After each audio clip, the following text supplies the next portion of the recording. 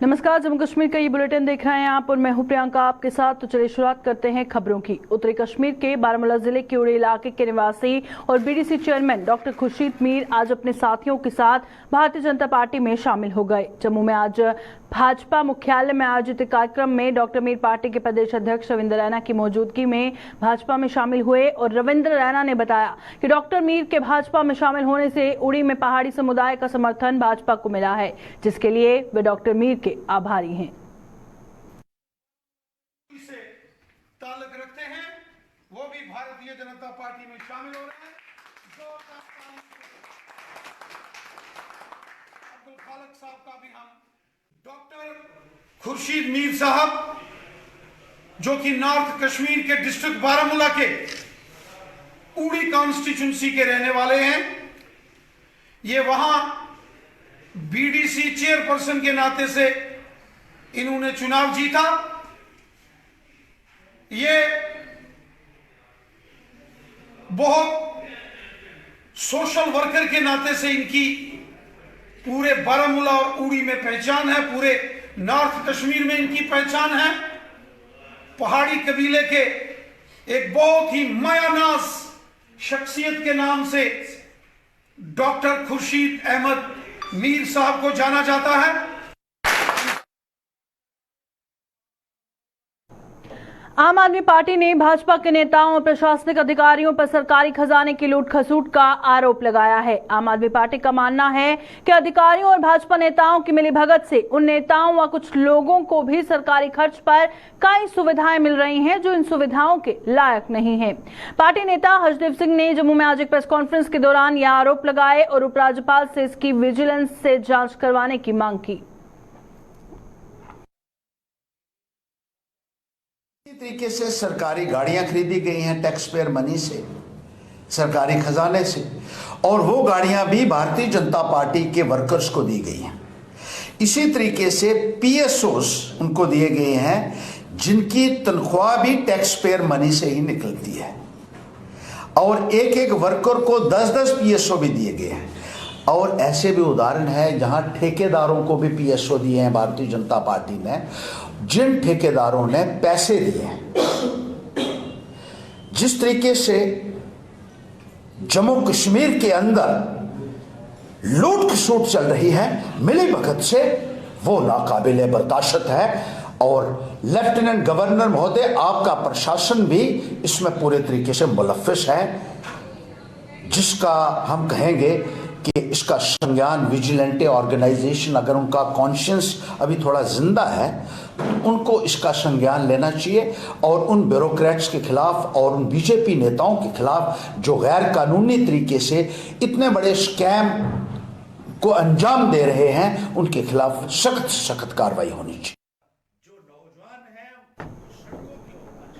डोगरा सदस्य सभा द्वारा मानवता का संदेश देने के लिए जल्दी ही एक कॉन्फ्रेंस का आयोजन किया जा रहा है और इस कॉन्फ्रेंस में सभी धर्मों के बुद्धिजीवी भाग लेंगे, जिसका आयोजन जम्मू में 8 दिसंबर को टीचर भवन में किया जाएगा। डोगरा सदस्य सभा के प्रधान डॉक्टर ठाकुर गुलचैन सिंह चारक ने आज एक प्रेस कॉन्फ्रेंस के दौरान ये जानकारी दी और बताया कि इसमें केरल के राज्यपाल मोहम्मद आरिफ मोहम्मद खान मुख्य अतिथि होंगे और जम्मू कश्मीर के उपराज्यपाल मनोज सिन्हा भी विशेष तौर पर शामिल रहेंगे। इस ऑर्गेनाइजेशन के बारे में इस दफ़ा 8 दिसंबर को दोपहर को 1 बजे ये कॉन्फ्रेंस टीचर भवन गांधीनगर में होगी, जिसकी सदारत करेंगे इस जम्मू कश्मीर के honourable lieutenant governor Shri Manoj Sinha ji, और यहाँ के दुनिया के माने हुए स्कॉलर जिनको सुनने के लिए लोग तड़पते हैं, और श्री आरिफ मोहम्मद खान साहब, वो गवर्नर केरला के, वो यहाँ पर हमारे मुख्य अतिथि होंगे और बाकी हमारे साथी साथ बैठे हुए हैं, ये सब होंगे। और सारी जनता को आपके माध्यम से हम अपील करना चाहते हैं, आइए सुने कि धर्म क्या कहते हैं, मजहब क्या कहते हैं, उन बातों में ना हो जिन बातों को लेकर यहाँ आग लग सकती है। चाहे चिड़िया की तरह एक चूंच में पानी ले जाओ, आग बुझाने का काम करो। ये अपील करते हुए मैं आपको भी आपका सहयोग मांगता हूँ। बात होने जा रही है डोगरा सदस्य। Jammu Kashmir sports and cultural welfare association द्वारा जम्मू में टूर्नामेंट के साथ साथ 2020 क्रिकेट टूर्नामेंट का आयोजन भी किया जा रहा है और एसोसिएशन के चेयरमैन युद्धवीर सेठी ने आज एक प्रेस कॉन्फ्रेंस के दौरान बताया कि क्रिसमस गोल्ड कप टूर्नामेंट का आयोजन 5 दिसंबर में से साइंस कॉलेज ग्राउंड में करवाया जा रहा है। इसके अलावा 2020 क्रिकेट टूर्नामेंट का आयोजन 19 दिसंबर से शुरू होगा और इन दोनों ही प्रतियोगिताओं में जम्मू कश्मीर में कई जिलों के खिलाड़ी भाग लेने जा रहे हैं। 5 तारीख से साइंस कॉलेज में फुटबॉल का आयोजन कर रही है क्रिसमस फुटबॉल गोल्ड कप, और इसके साथ साथ 19 दिसंबर से हम लोग क्रिकेट का भी T20 टूर्नामेंट करवाएंगे। इसके अंदर पूरे कश्मीर से लगभग 24 टीमें, कश्मीर के अंदर से 7-8 टीम, बाकी कठुआ, सांबा, उधमपुर, सुरनकोट, पुंछ, रजौरी, जम्मू से टीम्स हैं। अलग अलग अंतर्राष्ट्रीय और राष्ट्रीय ख्याति प्राप्त ये जो गेम्स हैं, फुटबॉल की गेम्स है, इसके जो क्लब एस्टेब्लिश हैं, जो क्लब जिनके अंदर सीनियर और तजुर्बेदार प्लेयर्स खेलते हैं, वो सब इसके अंदर हिस्सा लेंगे। आप मीडिया के माध्यम से मैं आपसे अनुरोध करता हूं कि जम्मू के सारे जितने भी हमारे फुटबॉल प्रेमी हैं और क्रिकेट प्रेमी हैं और यहाँ के जो दर्शक हैं वो वहाँ पे आएँ और हमारे इस क्लब के द्वारा जो काम किया जा रहा है उसका आगे बढ़ाने का काम करें।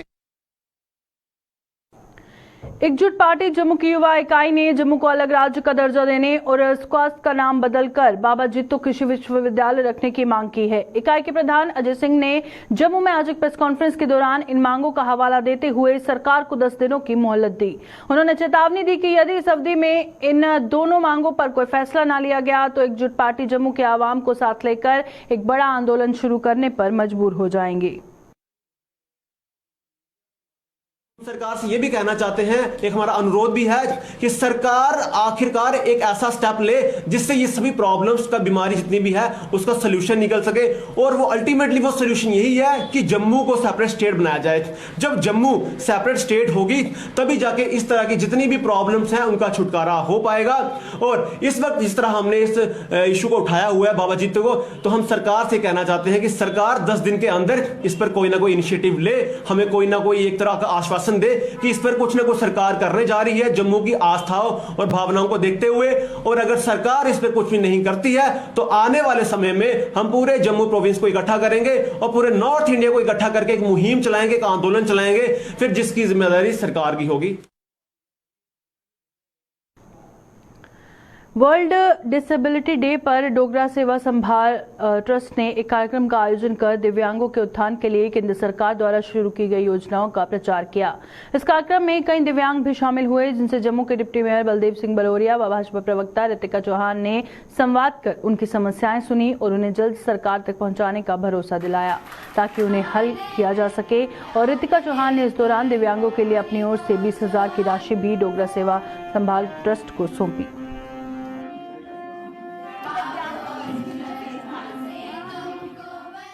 मोदी जी ने जो दिव्यांग लोगों के लिए किया है वो 14 लाख बच्चों के लिए, 14 लाख दिव्यांग लोग जो ऐसे हैं उनको मेन प्लेटफॉर्म दिया है। और may be end of this term जो मोदी जी की है, मोदी सरकार की, उसमें 30 लाख लोगों के लिए, बच्चों के लिए, दिव्यांग बच्चों के लिए और जितनी भी सोसाइटी है इनकी, उनके लिए मोदी सरकार ज़रूर कुछ करने वाली है और मेन प्लेटफॉर्म देने वाली है उनको। और मेरी भी एक छोटी सी फाउंडेशन है सुभद्रा नाम से, उसकी तरफ से भी मैं आज इनको थोड़ा सा छोटा सा गिफ्ट देने आई हूँ और इनका मनोबल बढ़ाने आई हूँ आज के दिन के लिए। और मैं यही कहना चाहूँगी कि हम पूरी सोसाइटी को मिलजुल कर इनका साथ देना चाहिए। वर्ल्ड डिसेबिलिटी डे पर दिव्यांग वर्ग ने जम्मू में आज प्रदर्शन कर विभिन्न सरकारी विभागों में हुई धांधलियों की जांच करवाने की मांग की ताकि दिव्यांगों को भी उनके हक मिल सके। उन्होंने आरोप लगाया कि धांधलियों में हुए भ्रष्टाचार से दिव्यांगों को मिलने वाला आरक्षण उन्हें नहीं मिल पा रहा है, जिससे वह सरकारी नौकरियों से महरूम हो रहे हैं। इस प्रदर्शन के दौरान दिव्यांग सरकारी मुलाजिमों की ट्रांसफर पॉलिसी में बदलाव करने की भी मांग जोर शोर से उठाई गई। हम चाहते हैं सरकार इसकी इन्वेस्टिगेशन करे कि इन 8,000 पोस्टों में कितनी धांधलियां है, इसको ठीक करना। उस खासकर जो हमारा 4% हैंडीकैप्ड का कोटा है, 1% डेफ एंड डम का, एक ब्लाइंड का, एक ऑर्थोपेडिकली हैंडीकैप्ड और मेंटली रिटार्डेड का, और 1% अदर हैंडीकैप्स जो है। इस 4% का कोटा जो है उसको गोल मोल में रखा गया और इनको महरूम किया गया सरकारी नौकरियों से भी। हम चाहते हैं सरकार इसके ओर ध्यान दे, ये धांधलियाँ वगैरह दूर करके इन बच्चों को इनका हक दिया जाए। दूसरी बात यह है कि हमारे जो डिसेबल्ड एम्प्लॉइज़ हैं उनकी ट्रांसफ़रें इतनी दूर की जाती हैं कि वो वहाँ पहुँचना भी मुश्किल है, इसलिए उनके लिए अलग पॉलिसी बननी चाहिए, ट्रांसफ़र पॉलिसी। कोशिश ये होनी चाहिए कि उनको घरों के नज़दीक रखा जाए, और जो माइनर बच्चे हैं हैंडीकैप्ड, उनके पेरेंट्स अगर गवर्नमेंट जॉब्स में हैं उनके लिए भी ट्रांसफ़र पॉलिसी ऐसी होनी चाहिए कि उनके पेरेंट्स नज़दीक रखे जाएँ घरों के नज़दीक, ताकि वो अपने हैंडीकैप्ड बच्चों को पूरा ध्यान दे सके। डोडा जिले में 1 दिसंबर को जम्मू कश्मीर के एक प्रमुख सचिव द्वारा वहां के स्थानीय मीडिया कर्मी द्वारा कथित तौर पर की गई बदसलूकी का मामला तूल पकड़ता जा रहा है। मीडिया एसोसिएशन डोडा ने आज इसके विरोध में डीसी कार्यालय के बाहर प्रदर्शन कर उपराज्यपाल से प्रमुख सचिव के खिलाफ कार्रवाई करने की मांग की।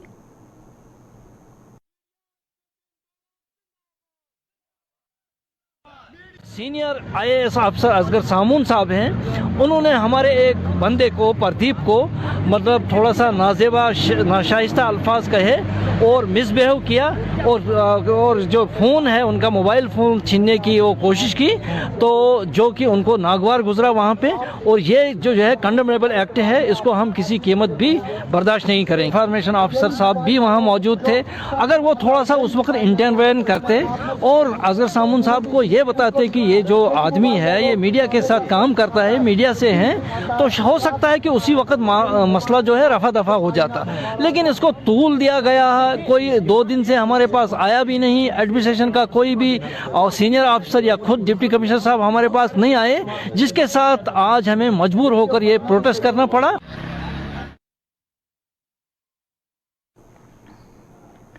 Department of youth services and sports द्वारा जम्मू के विभिन्न जोन में YSS कप प्रतियोगिता का आयोजन किया जा रहा है, और इसी कड़ी में जम्मू के मेरा साहिब जोन में आज YSS कप का शुभारंभ हुआ, जिसका उद्घाटन डीडीसी सदस्य विद्या मोटर ने किया। मेरा साहिब जोन के गवर्नमेंट हाई स्कूल सिंबल में आयोजित इस प्रतियोगिता में ब्लॉक की विभिन्न पंचायतों के करीब 150 खिलाड़ी अलग अलग खेलों में अपना दमखम दिखाएंगे।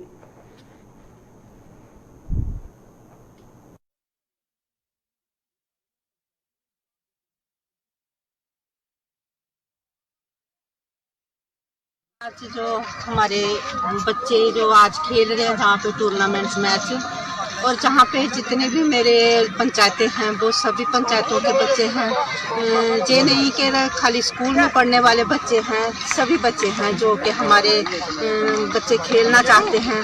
और मैं यही चाहती हूँ कि हमारे बच्चे जो हैं और खेल कूद में अगर ज़्यादा हिस्सा लेते हैं तो उनकी सेहत भी ठीक रहेगी और नशे से भी दूर रहेंगे। अपना यूथ सर्विस स्पोर्ट्स कप जो हम ऑर्गेनाइज कर रहे हैं, ये हमारा प्रोग्राम जो 3 से लेकर 7 तक लगातार चलने वाला है, और ये मीरा साहब की जितनी भी 31 पंचायतें हैं ये सब इसमें रिप्रेजेंट कर रहे हैं। और सबसे बड़ी बात ये है कि जो हमें सरकार ने मौका दिया है, ये वो स्टूडेंट्स हैं यहाँ पे खेल रहे हैं जो ये स्कूलों से मतलब बाहर आके और अपना फ्यूचर बनाने के लिए कहीं भी कोई प्राइवेट काम कर रहा है, जिसको अपना छोटा मोटा काम धंधा कर रहा है, उनको खेलने का मौका नहीं मिलता, और सरकार ने इन सबको मौका दिया है।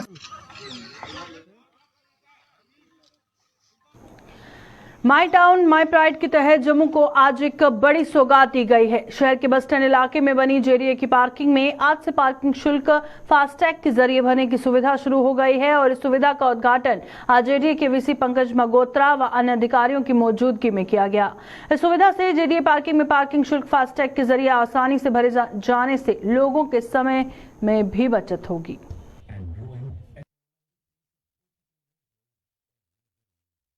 Indian highways are the backbone of economic activity. In the year 2016, in payments enabled on a single tap.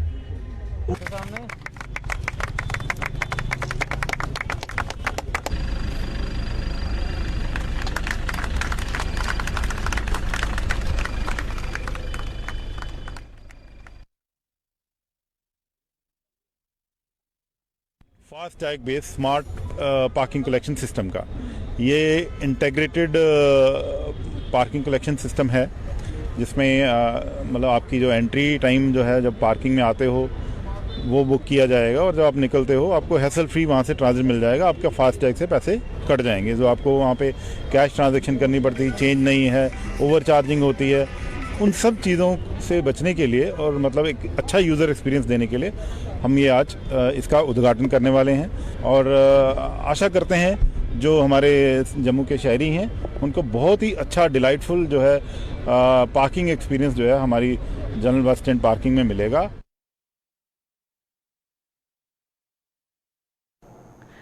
My town my pride के दूसरे चरण के तहत जारी जन अभियान में जम्मू में आज जम्मू नगर निगम के जम्मू स्मार्ट सिटी लिमिटेड के सहयोग से साइकिल रैली का आयोजन किया गया, जिसमें जम्मू नगर निगम के कमिश्नर राहुल यादव भी शामिल हुए।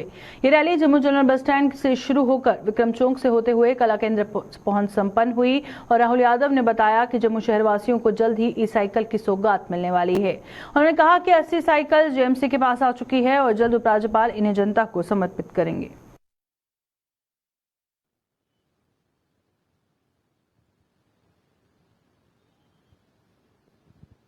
साइकिल रैली की जा रही है, जिसका मकसद एक तरफ हमारी साइकिल्स को बढ़ावा देना है, किस तरीके से हम बेटर हेल्दी वे को ऑफ ट्रांसपोर्ट को बढ़ावा दे सके, और उसके साथ ही जो हमारा जन अभियान और माई टाउन माई प्राइड का संदेश है उसको जम्मू के लोगों तक पहुंचाना भी है। तो किस तरीके से हमारे जम्मू शहर में पिछले कुछ सालों में जो काम हुए हैं बेहतरी के लिए और भी काफ़ी सारे प्रोजेक्ट जो हमारे आ रहे हैं उसके बारे में भी लोगों को जागरूक करना। ई साइकिल हमारी जो है वो हमारी 800 हमने साइकिल हम जो है पब्लिक बाइक शेयरिंग सिस्टम के तहत हम जो है अपने जम्मू में लगा रहे थे, और उसमें हमारी 720 पैडल साइकिल है और 80 हमारी जो है वो ई साइकिल्स है। सो हमारी ई साइकिल जो है वो आ चुकी है और जल्द ही ऑनरेबल लेफ्टिनेंट गवर्नर द्वारा हम जो है उनका जो है उद्घाटन हम करवाएंगे।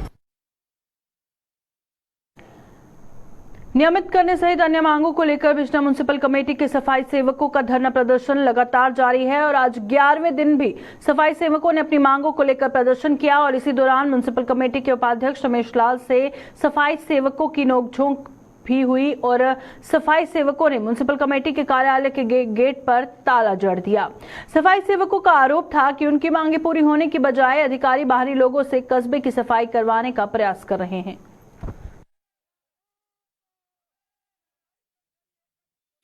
शहरवासियों को देखते हुए हमने पूरी पीसफुल अपना प्रैक्टिस रखा और साथ ही साथ यहाँ पर कोई इमरजेंसी पड़ती है शहरदारों को कोई भी काम की, वहाँ पर हमारे लोग काम कर रहे थे अपने लोगों को देखते हुए। लेकिन जो हमारे कुछ बेशर्म अफसर हैं वो हमारे ऊपर अफसरशाही अपनी गुंडागर्दी दिखाने की कोशिश कर रहे हैं।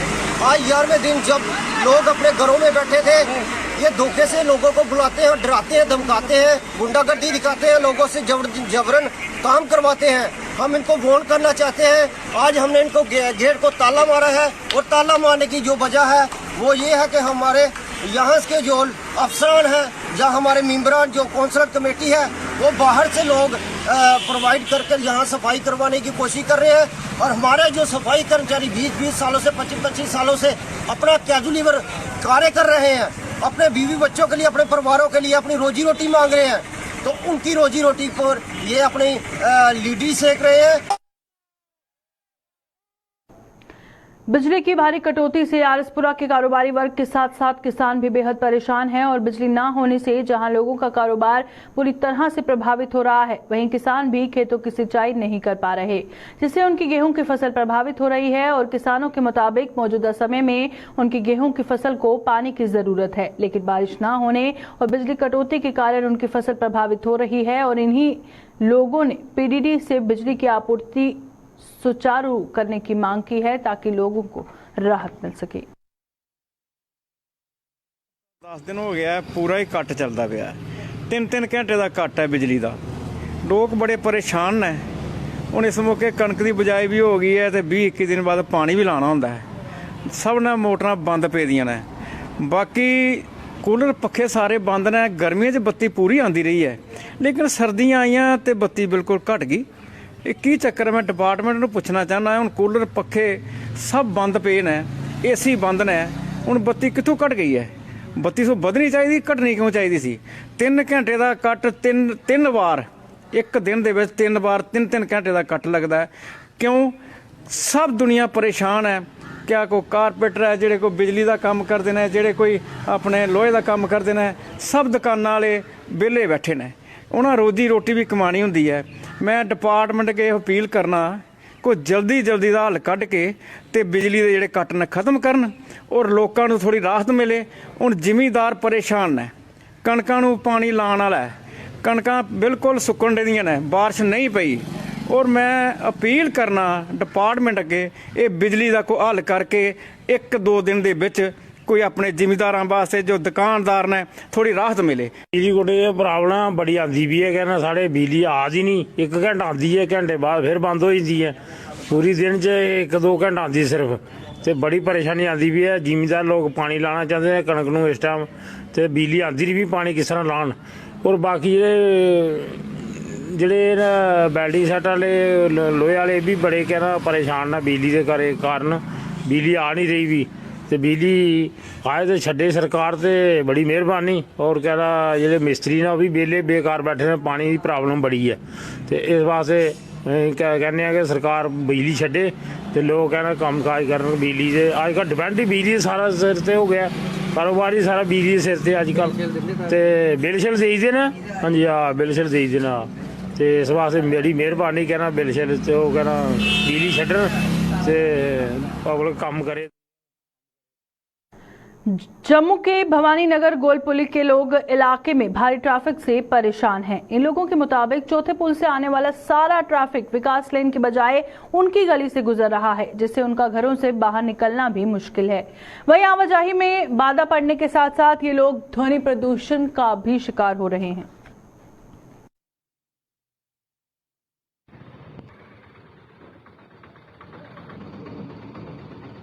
यहाँ पे हमारी जो मेन प्रॉब्लम है, एक तो नाइट पोल्यूशन है, हाँ न्यूसेंस बन गया। गलियों की यहाँ पे हालात इतनी बद से बदतर हो चुकी है कि यहाँ पे आपने जो शॉट लिया है यहाँ पे सफाई का कोई प्रबंध नहीं है। दूसरा आपने जो शॉट ले रहे हैं यहाँ पे ट्रैफिक का इतना जाम है, रात को आप सो नहीं सकते। ट्रैक्टर ट्राली का रात को यहाँ से आना जाना रहता है। मेन गली यहाँ पे 4 ब्रिज पे ये लेट कर दी है। यहाँ से तालाब तिलो बोरी एग्रीकल्चर ऑफिस जितने भी व्हीकल्स हैं वो यहीं से फोर्स करते हैं। यहाँ पे उसको 1 वे किया जाए तब भी बेटर था, नहीं तो हम चाहते हैं कि गली को बंद करके बिल्कुल 2 व्हीलर के लिए चलाया जाए। और दूसरी हमारी सबसे बड़ी प्रॉब्लम यहाँ पे है कि इसको पानी भी तो आता। और मेन प्रॉब्लम है अगर ये यहाँ से विकास लैन से भी इसको खोल दें, जो स्टे लगा है उसको स्टे को हटा के वहाँ पे उसको भी लेन को चलाया जाए, इसको भी बंद किया जाए थोड़ी देर के लिए, जैसा कि निको लैन में की है उन्होंने। वहाँ पे एक फाटक टाइप लगाया हुआ है, वहाँ पे बड़ी गाड़ियाँ निकलती, लेकिन हमारी इस 12 फुट की लेन को इन्होंने 4 ब्रिज के बिल्कुल रिलेटेड बना दिया है। रोड तो पहुँचा है, रात को भी गाड़ियाँ चलती है, टिप्पर चलते रहते हैं यहाँ से, और भी बड़ी बड़ी गाड़ियाँ आती हैं, बच्चों को भी परेशानी हो जाती है और बूढ़ों को भी परेशानी हो जाती है चलने में। नॉइस पोल्यूशन तो बहुत ज़्यादा है, चलने में दिक्कत हो रही है। स्कूटी गली में तो कोई इतना ट्रैफिक होता नहीं है, कहीं पे स्कूटी नहीं निकालते, स्कूटी नहीं निकाल सकते, हम बाहर नहीं निकल सकते अपने घरों से। यहाँ इतनी दिक्कत आ गई है, इसमें या तो गटर लगवाए दिए जाए या तो इधर ट्रैफिक पुलिस वाले पोस्ट किए जाएंगे जो ट्रैफिक को रेगुलेट करेंगे। यहाँ तो जब से 4th ब्रिज बन गया तब से उसके आगे रोड कहीं निकलती नहीं है, तो लोगों ने क्या किया है अपने कन्वेंस के लिए लेन भाई उन्होंने यूज किया। तो ये लेन है लेकिन लेन से रोड में कन्वर्ट हो गया है, जबकि लेन 12-13 फुट की है, इसमें गाड़ी पास नहीं हो सकती आराम से। गर्रा इतना उठता है, बच्चों को बाहर निकलना मुश्किल हो गया है, रिस्क इतना बढ़ गया है, क्योंकि स्पीड में गाड़ियाँ आती है। तो गवर्नमेंट को चाहिए था कि ये जो इसमें आगे विकास लेन के साथ ये लिंक करे। हम सोल्यूशन भी दे रहे हैं यहीं से, अगर विकास लेन के साथ ये इस रोड को आगे लिंक करेंगे तो ये प्रॉब्लम सॉल्व हो जाएगी पब्लिक के लिए भी और यहाँ के रेजिडेंट्स के लिए। तो इसमें 2 गाड़ियाँ निकल नहीं सकते हैं किसी भी सूरत में, और प्रॉब्लम है चलने की भी प्रॉब्लम है। इसलिए हम गवर्नमेंट से यही क्या कर रहे हैं कि ये मेन रोड जो बनाया था प्रॉपरली इन्होंने विकास लेन का, उसको डेवलप करें, उसको प्रॉपरली ओपन करेंगे। जहाँ से उसका स्टे लिया है स्टे को उड़ा देंगे तो वहाँ से मेन रोड बन जाएगा। ये लेन को मत कन्वर्ट कर लो मेन रोड की वजह से, और यहाँ कोई रेजिडेंट भी नहीं रह सकता है, इतना शोर है, इतना ये है। सुरनकोट बफलियाल सड़क की जर्जर हालत से स्थानीय लोगों को कई दिक्कतों का सामना करना पड़ रहा है और लोगों का आरोप है कि सड़क की खस्ता हालत अब तक कई लोगों की जान ले चुकी है, लेकिन इसके बावजूद भी ना तो प्रशासन और ना ही सड़क का निर्माण कार्य कर रही एजेंसी इस सड़क की मरम्मत कर पाई है। स्थानीय सरपंच ने आरोप लगाया कि सड़क की जर्जर हालत को लेकर डीडीसी, बीडीसी सहित पंच और सरपंच भी कई बार प्रशासन से गुहार लगा चुके हैं, लेकिन किसी के भी कान पर जूं तक नहीं रहेंगी।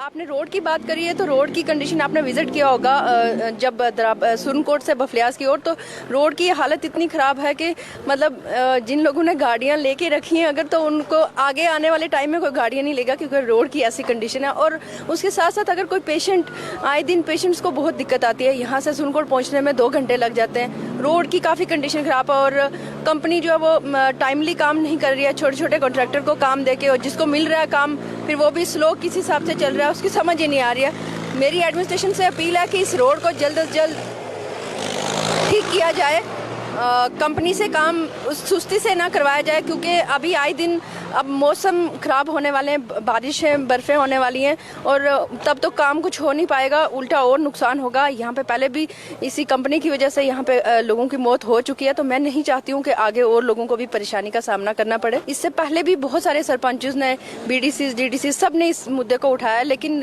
कंपनी इतनी सुस्त है या किस मस्ती में है वो मुझे समझ नहीं आ रही है कि वो इस काम को सीरियसली नहीं ले रही है। इतने लोगों की जान भी चली गई, अब और लोगों की जान लेके ठीक करेंगे वो नहीं पता है।